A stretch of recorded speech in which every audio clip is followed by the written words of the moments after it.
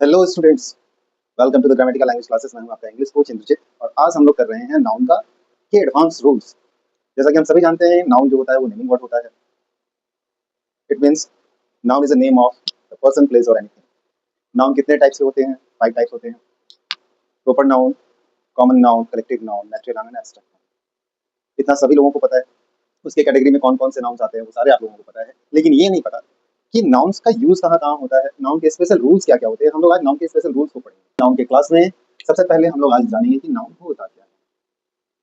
तो जनरली जो डेफिनेशन है, हमें हम सबने पता है डेफिनेशन क्या होती है नाउन की। Noun, a noun is the name of person, place or anything. For example,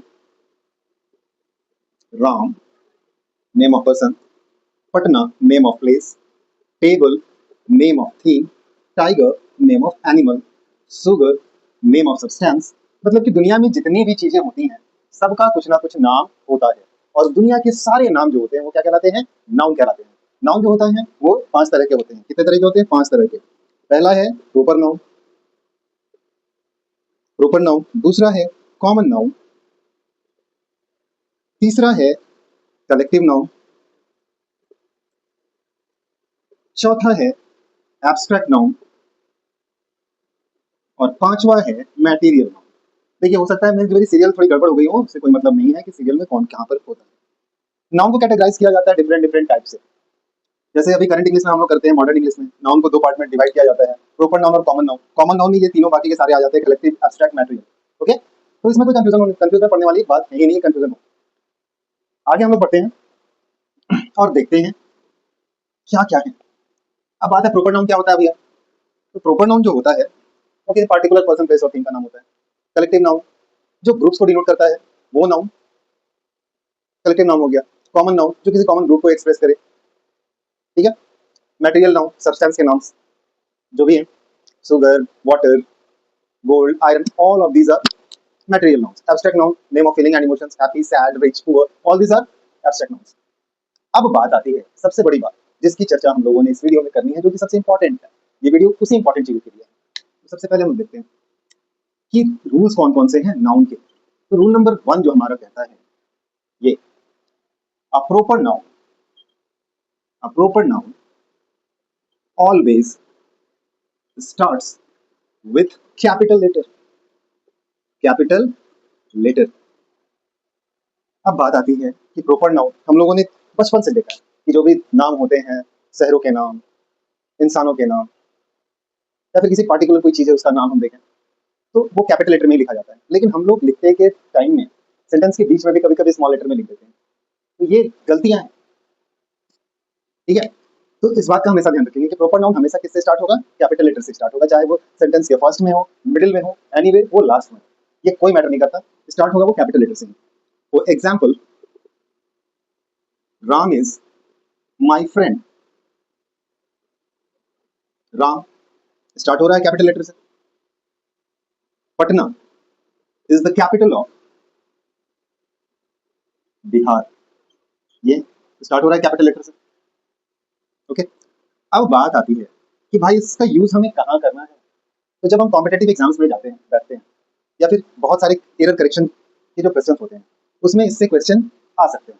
अब जैसे अगर आपको कोई एक सेंटेंस इस तरह से दे दिया जाए, आई लिव इन मुंबई। अब बोला जाए कि इसमें एरर पकड़ो। अब इसमें यदि आपको एरर बताया जाए तो जनरली ये तो मैंने लिखा है और रूल आपके सामने, तो आप डायरेक्टली बता देंगे कि मुंबई में यहाँ पर गलती है। लेकिन जब ये प्रिंटेड फॉर्म में हो और आपके सामने कोई रूल नहीं हो तो आपको लगेगा कि गलती तो कहीं है ही नहीं, एवरीथिंग इज राइट, बट गलती यहाँ पर है। सिर्फ अगर हम इसे इस तरीके से लिख देते हैं तो ये सही हो जाएगा और ये गलत हो जाएगा। तो ये हमारा रूल नंबर 1 कंप्लीट हुआ। रूल नंबर 2 जो है वो क्या कहता है? रूल नंबर 2 जो है वो कहता है कि जो मटेरियल नाउन है ना, material noun and abstract noun,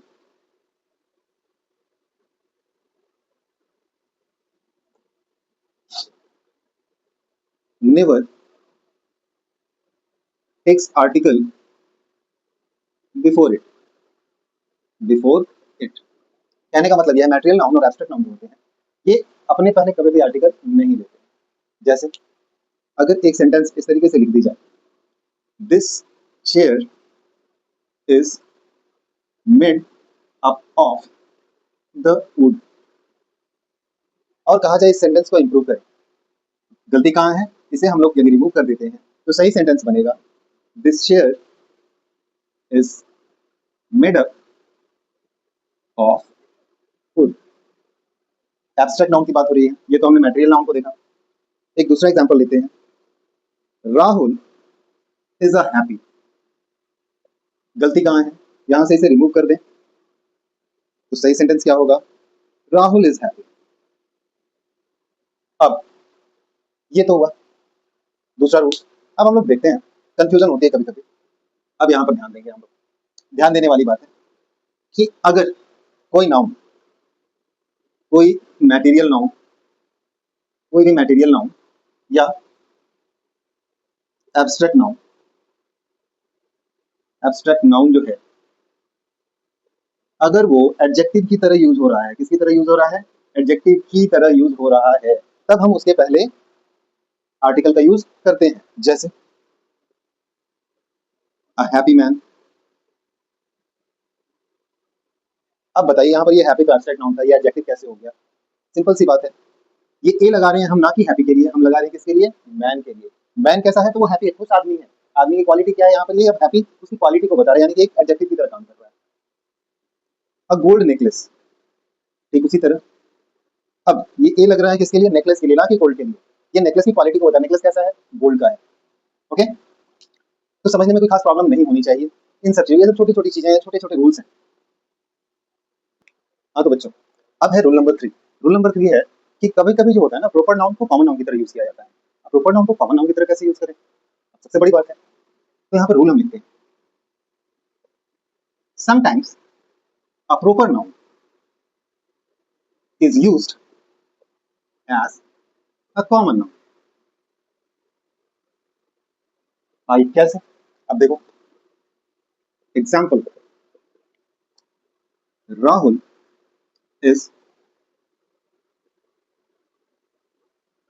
Gandhi ji of our class. चलो भाई क्लास का ही गांधी जी बना देते हैं। अब देखो, राहुल इज गांधी जी, गांधी जी क्या है, गांधी जी को या महात्मा गांधी कहते हैं, यहाँ पर लिख दो, गांधी की जगह पर महात्मा गांधी लिख दो। Rahul is Mahatma Gandhi of our class. अब महात्मा गांधी ये तो प्रॉपर नाउन है, अब यहाँ पर ये कॉमन नाउन कैसे हो गया भाई? अब बात है, ये महात्मा गांधी कहने का मतलब बापू जी नहीं है, इट मीन्स महात्मा गांधी जी की तरह क्वालिटी रखने वाला person. Okay, it means Rahul में वो क्वालिटीज हैं जो महात्मा गांधी में थे। ये भी ट्रूथ और नॉन वायलेंस पर विश्वास करता है, और महात्मा गांधी भी क्या करते थे, ट्रूथ और नॉन वायलेंस पर विश्वास करते थे। इसलिए इसे कंपेयर कर दिया गया राहुल को महात्मा गांधी से, और महात्मा गांधी यहाँ पर क्या हो गया, as a common noun use हो गया है। कैसे यूज किया हम लोगों ने, कॉमन नाउन की तरह। रूल नंबर 4 देखते हैं। रूल नंबर 4 है a collective noun. A collective noun always written in singular form and substitute with singular verb। कहने का मतलब क्या है, जो कलेक्टिव नाउन है वो कभी भी लिखा जाएगा तो सिंगुलर फॉर्म में लिखा जाएगा, उसे प्लूरल फॉर्म में हम नहीं लिख सकते, उसमें एस और एस नहीं लगाते हैं। दूसरी बात, और जब एस और एस नहीं लगता है तो दूसरी बात ये है कि उसे हम लोग किस तरह से सब्स्टिट्यूट करते हैं, उसके साथ हम सिंगुलर वर्ब का ही यूज करते हैं। जैसे a bunch of keys is on the table. Okay, यहाँ पर हम लोग क्या कर रहे हैं, बंच कलेक्टिव नाउन है, चाबियों का गुच्छा कहाँ है, ऑन द टेबल, टेबल पर है। इज क्या है, ये सिंगुलर वर्ब है। ओके, अब अगर इसी में हम लोग इस तरह से इसे, एग्जाम में कैसा क्वेश्चन आता है, एग्जाम्पल लिख लेते हैं, the jury have made their decision. Made their decision.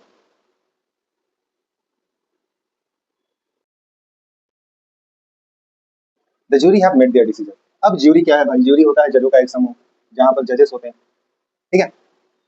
अब कहा जा रहा है ज्यूरी क्या है? ये एक कलेक्टिव नाउन है। कैसा नाउन है? कलेक्टिव नाउन है। कह रहा है कि इसे हमेशा हम लोग किस तरह से ट्रीट करेंगे? सिंगुलर पर्सन की तरह ट्रीट करेंगे, सिंगुलर नाउन की तरह ट्रीट करेंगे, और इसके साथ सिंगुलर वर्ब का यूज करेंगे। जब सिंगुलर वर्ब यूज होगा तो ये भी क्या हो जाएगा? इसका सिंगुलर ही होगा। तो क्या हो जाएगा?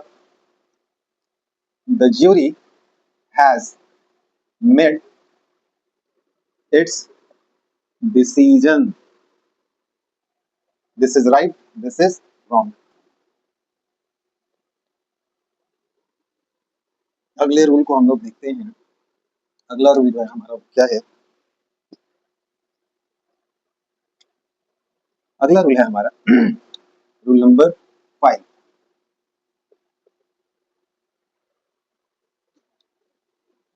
Small kids and animals are treated as neuter gender. कैसे भैया? एग्जाम्पल एक लेते हैं। अब आपने बताना है कि ये सही है या गलत है। A child loves his toy. अब ये सेंटेंस मैं कहूँ गलत है। ये जो सेंटेंस है हमारा ये गलत है। और कहा जाए गलती कहाँ है? तो गलती है यहाँ। अब हमारा जो रूल है वो कहता है कि small kids and animals are treated as neutral gender, लेकिन ये तो न्यूट्रल जेंडर का पॉलिसी है नहीं, ये तो मैस्कुलिन जेंडर का है। A child loves its toy. क्या? Its toy. अब ये सही होता है और ये गलत हो जाता है। अब कहा जाए a rat has lost his tail. एक चूहा है, उसने अपनी पूंछ खो दी, घुमा दी, तोड़ दी, पूंछ टूट गई उसकी। क्या होगा? अब his है। स्मॉल एनिमल, स्मॉल किड्स, क्या हो जाएगा? सही उत्तर क्या होगा इसका? एरर कहाँ है? Rat has lost its tail, this is right. अब आप लोगों को समझ में आ रहा होगा कि क्यों ये रूल्स हमने पढ़ने जरूरी हैं। क्योंकि एरर करेक्शन जो सबसे ज्यादा आता है ना, आप लोग कंफ्यूज हो जाते हो कि कहाँ पर प्रॉब्लम है, कहाँ पर क्या होना है। एक नजर में ये सारे रूल्स को पढ़ो और एक नजर में एरर करेक्शन क्लियर करो। रूल नंबर 6 करते हैं। Rule number 6, when objects without life, without life, it means non living thing. What is non living things? Are personified and they are known for known for its strength, violence, brilliance, etc. Then they are considered as masculine gender. कौन से gender? Masculine gender. कहने का मतलब ये है कि जब non living thing को पर्सोनिफाइड किया जाता है, यानी कि इंसानों की तरह ट्रीट किया जाता है, और अगर वो अपने स्ट्रेंथ, वायलेंस, ब्रिलियंस के लिए जाने जाते हैं, तब उन्हें हम लोग मैस्कुलिन जेंडर की तरह ट्रीट करते हैं। किसकी तरह ट्रीट करेंगे? मैस्कुलिन जेंडर की तरह ट्रीट करते हैं। For example, the Himalaya the Himalaya stands in the north of us, in the north, to protect us, to protect us with his strength. अब ये जो है हमारे प्रहरी की तरह काम कर रहा है, हमें बचाता है हिमालय। किसके लिए जाना जा रहा है? अपने स्ट्रेंथ के लिए जाना जा रहा है। हमारे उत्तर में खड़ा है और हमें बचाता है। किससे? अपने स्ट्रेंथ से, अपनी ताकत से बचाता है। तो यहाँ पर इसे हम लोग किस तरह से ट्रीट कर रहे हैं, मैस्कुलिन जेंडर की तरह ट्रीट कर रहे हैं। एग्जाम्पल में बहुत सारे जो नाउन्स है वो आते हैं, सन, विंटर, समर, डेथ एक्सेट्रा, बहुत सारे ऐसे जो नॉन लिविंग थिंग्स हैं जिसे हम लोग मैस्कुलिन जेंडर की तरह ट्रीट करते हैं। अब रूल नंबर 7 करेंगे हम। रूल नंबर 7 करने वाले हैं।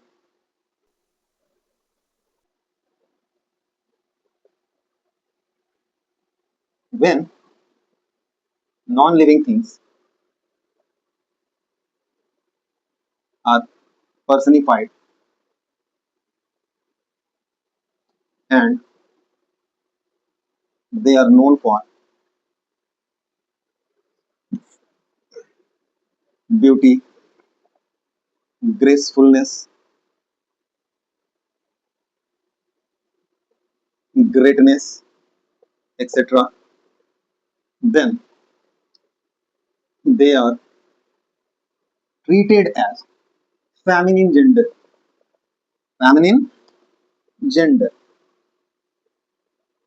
For example, earth, rivers,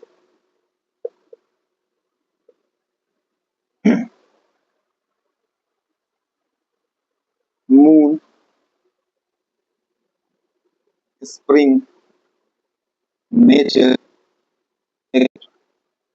एक एग्जाम्पल देख लेते हैं। Him that seek it. Sir यहाँ पर 6 होगा। कहने का मतलब क्या है, नेचर जो है अपनी गोद, नेचर ने उसे अपनी गोद ऑफर करी है जिससे कि वो अच्छा महसूस कर रहा है, सीख हो रहा है। ओके, ये रूल नंबर 7 है। रूल नंबर 8 करेंगे।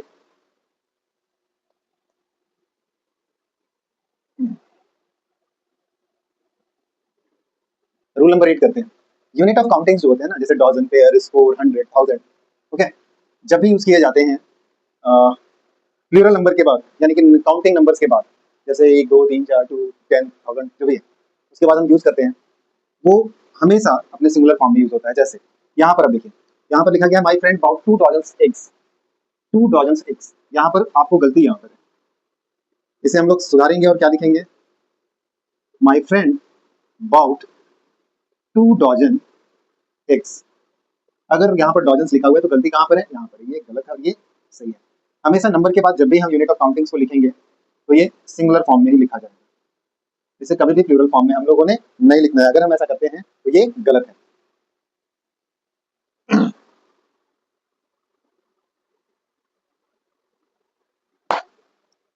Rule number 9। रूल नंबर 9 करते हैं, देखते हैं क्या है आगे। रूल नंबर 9 है,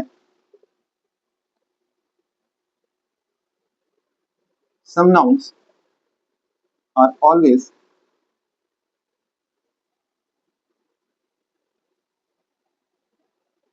written in plural form but they make plural singular sense.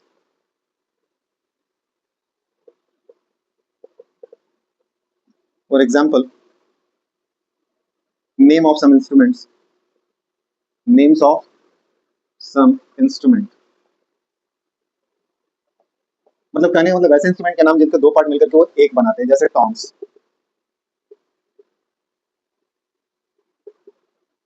Speckles, ये spectacles, scissors etcetera. Name of some disease, name of some disease, जैसे मम्प्स, मिजल्स,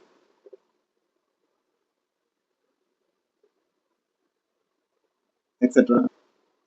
कुछ पहनने वाले कपड़ों के नाम है, name of some dress articles,